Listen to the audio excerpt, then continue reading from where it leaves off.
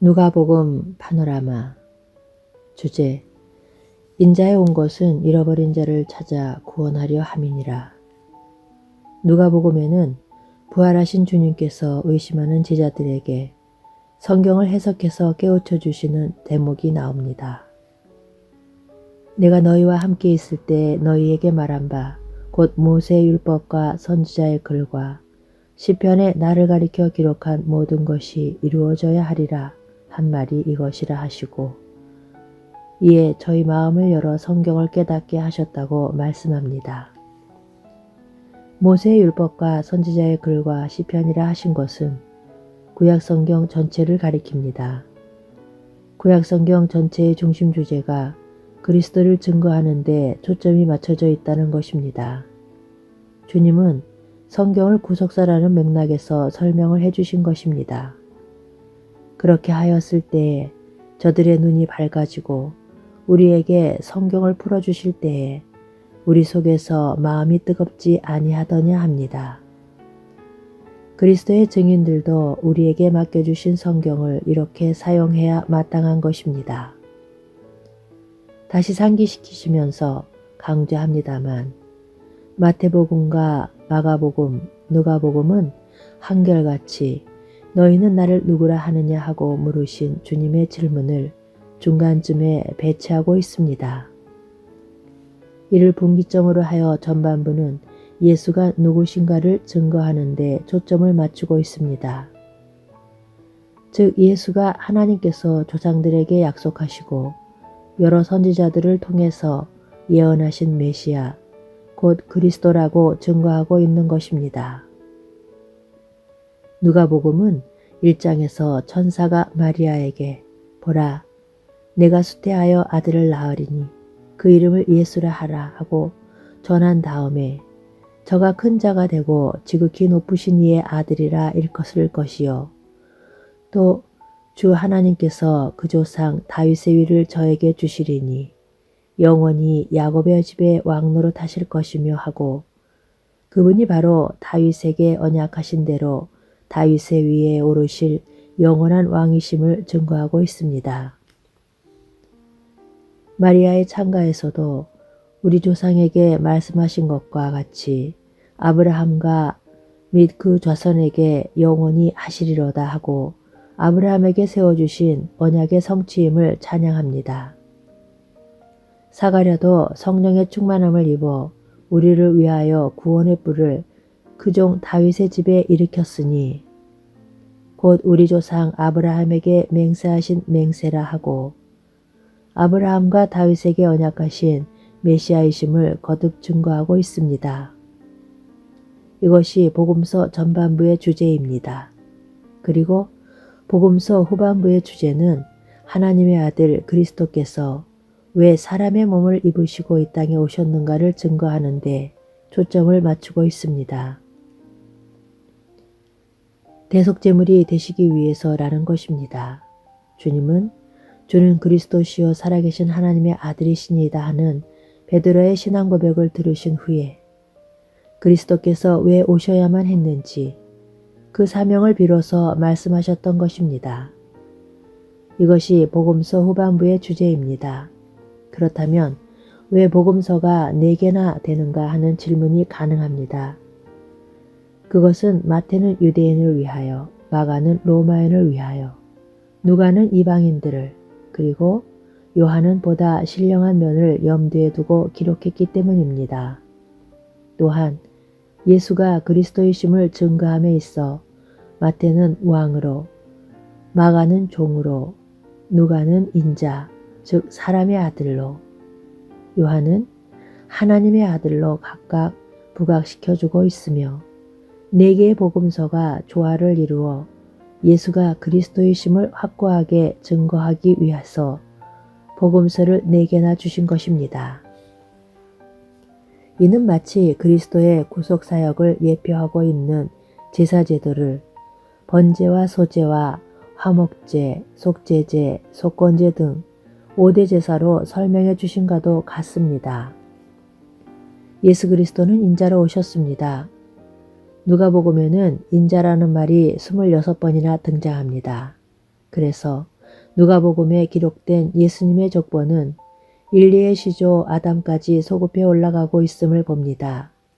뿐만 아니라 누가복음에서는 예수님의 탄생은 물론 다른 복음서에서 찾아볼 수 없는 유년기와 소년기의 기사까지 전해주고 있습니다. 그리스도가 인자로 오셨음을 철두철미하게 증거해주고 있습니다. 어찌하여 누가복음은 예수 그리스도를 인자, 즉 사람의 아들로 부각시켜주고 있을까요? 한마디로 우리의 대표자가 되기 위해 오셨음을 증거하기 위해서입니다. 성경은 자녀들은 혈육에 함께 속하였음에 그도 또한 한 모양으로 혈육에 함께 속하심은 하십니다. 나아가 인자로 오신 것은 사망으로 말미암아 사망의 세력을 잡은 자, 곧 마귀를 없이 하시기 위해서였습니다. 사망이 사람으로 말미암았으니 죽은 자의 부활도 사람으로 말미암아 가능하기 때문에 그리스도는 인자, 곧 사람의 아들로 오신 것입니다. 그러므로 누가복음을 통해 계시된 그리스도는 마음씨 좋은 이웃 아저씨같이 묘사되어 있습니다. 그는 언제나 가난하고 소외되고 억압당한 자의 편이 되어주셨습니다.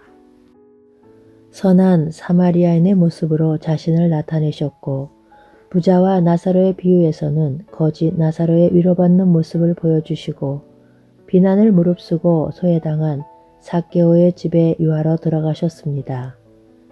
또 십자가에는 불법자와 동료가 되어 함께 못 박히시어 회개한 강도의 친구가 되어주셨고 시리에 잠겨 엠마오로 내려가는 두 제자의 길동무가 되어주시기도 했습니다. 그래서 누가복음에는 이방 여인에게 자녀의 떡을 취하여 개에게 줌이 합당치 않다 하는 말씀이나 베드로를 향해 사탄아 내 뒤로 물러가라 하고 책망하신 기록 등은 나타나지 않고 있습니다. 그러나 내 영혼아 여러 해 쓸 물건을 많이 쌓아두었으니 평안히 쉬고 먹고 마시고 즐거워하라는 부자를 어리석은 자로 여기셨고 호화로에 연락하던 부자가 음부에 던져졌음을 보여주고 있습니다.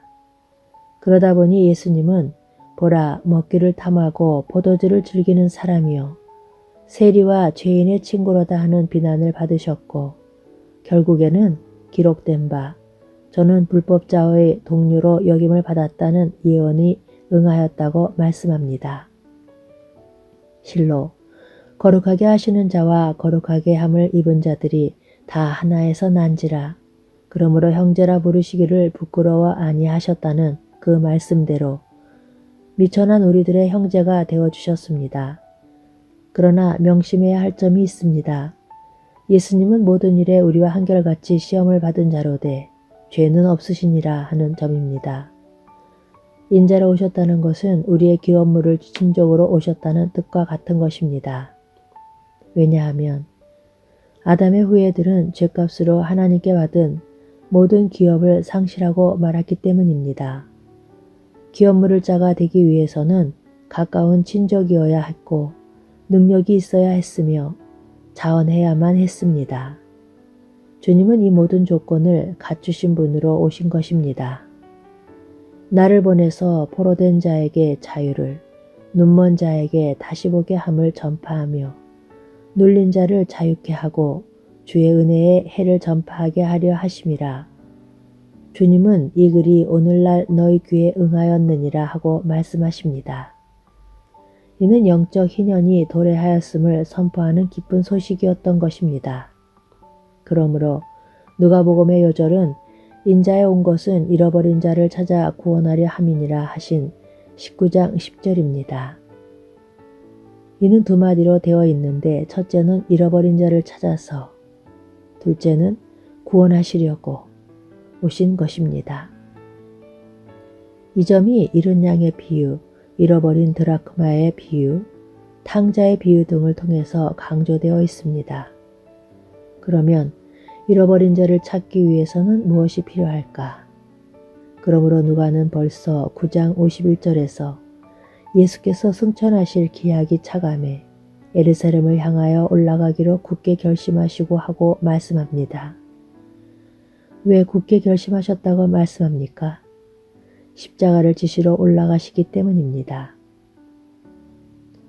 누가는 예루살렘을 향하여 올라가시는 주님의 발걸음을 결코 놓치지 않고 있습니다. 그러므로 우리도 예루살렘으로 올라가시면서 하신 주님의 말씀을 상고할 때에 그 발걸음을 놓쳐서는 아니 되는 것입니다. 이를 붙잡고 있어야만 말씀하시는 주님의 심정을 헤아릴 수가 있기 때문입니다. 몇 가지 예를 들어 보겠습니다. 허리에 띠를 띠고 등불을 켜고 있어라. 너희는 마치 그 주인이 혼인집에서 돌아와 문을 두드리면 곧 열어주려고 기다리는 사람과 같이 되라 하신 말씀은 우리의 대속제물이 되시기 위해서 예루살렘으로 올라가시면서 하신 말씀입니다. 주님은 죽으시기 위해서 올라가시면서 이러므로 너희도 예비하고 있으라 생각지 않은 때에 인자가 오리라 하고 벌써 재림하실 것을 말씀하십니다. 주께서 가라사대 지혜 있고 진실한 청지기가 되어 주인에게 그 집 종들을 맡아 때를 따라 양식을 낳아줄 자가 누구냐. 주인이 이를 때 그 종에 이렇게 하는 것을 보면 그 종이 복이 있으리로다. 만일 그 종이 마음에 생각하기를 주인이 더디 오리라 하여 노비를 때리며 먹고 마시고 취하게 되면 생각지 않은 날 알지 못하는 시간에 이 종이 주인에 이르러 이 말씀을 대할 때에 주님께서 십자가를 지시기 위해서 예루살렘을 향하여 올라가기로 굳게 결심하시고 올라가시면서 하신 말씀이라는 맥락으로 받을 때에 더욱 심각한 각성이 있게 되는 것입니다. 저희가 이 말씀을 듣고 있을 때에 비유를 더하여 말씀하시니 이는 자기가 예루살렘에 가까이 오셨고 저희는 하나님의 나라가 당장에 나타날 줄로 생각함이로라. 가라사대 어떤 귀인이 왕위를 받아가지고 오려고 먼 나라로 갈 때에 그 종 열을 불러 은 10문화를 주며 이르되 내가 돌아오기까지 장사하라 하니라. 이 문화 비유는 우리의 대속제물이 되시기 위해서 예루살렘에 가까이 오신 시점에서 하신 말씀임을 염두에 두고 받을 때에 더욱 분발하게 되는 것입니다. 이 점을 19장에 등장하는 삭개오의 기사를 통해서 좀 더 생각해 보겠습니다. 이 사건의 핵심은 무엇이라고 생각하십니까? 삭개오가 뽕나무에 올라간 것입니까? 아니면 소유의 절반을 가난한 자들에게 나누어 준 것입니까? 아닙니다. 그렇게 생각하는 것은 예수님이 누구신가를 망각했기 때문입니다. 이 사건의 핵심은 내가 오늘 내 집에 유하여야 하겠다에 있습니다. 그리스도시여 하나님의 아들이신 예수님께서 사람들도 상종하지 않는 세리장 삭개오의 집에 유하러 들어가셨다는 이 사실보다 더 경이로운 일은 달리 없습니다. 하나님이 시내산에 강림하셨을 때 사방에는 경계가 엄중했습니다. 지성소에 이르는 길은 굳게 닫혀 있었습니다. 그것은 거룩하신 하나님께서 죄인과 상종하실 수가 없었기 때문입니다. 그런데 성자 하나님께서 죄인의 집에 유하러 들어가신 것입니다. 무사람이 보고 수군거려 가로되 저가 죄인의 집에 유하러 들어갔도다. 그렇습니다. 거룩하시고 의로우신 하나님께서 죄인의 집에 유하러 들어가신 일은 비난받아 마땅한 것입니다. 그렇다면 죄인의 집에 유하러 들어가시는 것이 그리고 잃어버린 자를 찾아 구원하시는 것이 어떻게 가능하여지는가? 여리고는 주님이 가시고자 하는 목적지가 아니라 예수께서 여리고로 지나가시더라 한 경유지일 뿐입니다. 주님은 지금 삭개오와 우리들의 죄값을 대신 담당하시어 잃어버린 자를 찾아 구원하시기 위해서 그리고 우리와 함께 거하심을 이루기 위해서 예루살렘으로 올라가시는 중임을 놓쳐서는 아니 됩니다. 그런데 형제여, 이는 삭개오의 이야기가 아니라 주님이 나의 마음에 내 가정에 오심이 어떻게 가능하여졌는가 하는 우리들의 문제인 것입니다. 이런 맥락에서 삭개오야 속히 내려오라. 내가 오늘 내 집에 유하여야 하겠다 하심이 가능하여진 것입니다. 그러므로 삭개오 사건 앞에는 보라 우리가 예루살렘으로 올라가노니 저희는 채찍질하고 죽일 것이니 하는 말씀이 나오고 뒤에는 예수께서 이 말씀을 하시고 예루살렘을 향하여 앞서서 가시더라 하는 것입니다. 예루살렘에 올라가신 주님은 무엇을 하셨는가? 내가 고난을 받기 전에 너희와 함께 이 유월절 먹기를 원하고 원하였노라 하시고 이것은 너희를 위하여 주는 내 몸이라. 이 잔은 내 피로 세우는 새 언약이니 곧 너희를 위하여 붓는 것이라 하고 자신을 주셨던 것입니다. 형제여, 하나님의 영광의 강체시요 그 본체의 형상이신 예수 그리스도께서 인자의 몸을 입으시고 잃어버린 자를 찾아 이 땅까지 오셨다는 것보다 더 경이로운 사건은 달리는 없습니다. 그 이름이 기묘자라 모사라 전능하신 하나님이라 영존하신 아버지라 평강의 왕이신 분이 잃어버린 자를 찾아 그들의 죄값을 대신 지불하기 위하여 십자가에서 대신 죽으셨다는 십자가 사건보다 더 놀라운 일은 창세 이전에도 없었고 이후에도 없는 것입니다. 이를 믿고 고백하는 자라면 우리는 어떠한 삶을 살아야만 마땅합니까? 삭개오는 소유의 절반을 가난한 자들에게 주고 토색한 일이 있으면 4배나 갚겠다는 변화된 삶을 통해서 하나님의 영광을 드러냈습니다. 주님은 너희는 이 모든 일의 증인이라 하십니다.